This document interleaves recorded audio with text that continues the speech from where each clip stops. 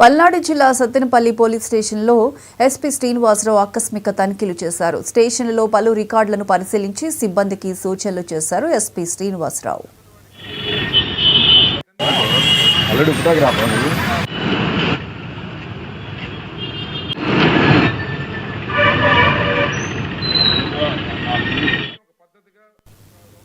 విశాఖపట్నంలోని పిఎం పాలెంలో చోరీకి పాల్పడ్డ వ్యక్తిని పోలీసులు అరెస్ట్ చేశారు.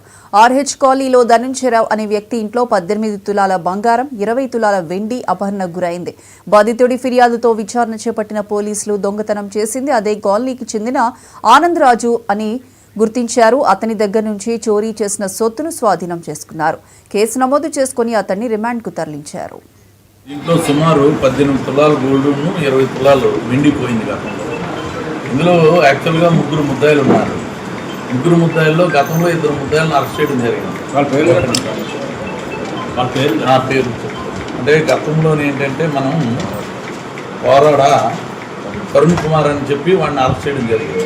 17/8/24 వీడు అరెస్ట్ అయ్యాడు అన్నారు పోరాడ కరుణ్ కుమార్. ఇంకొకటి పేరు రాయొద్దు, ఇది జోనల్ వస్తాడు ధనాల చర్మ అని.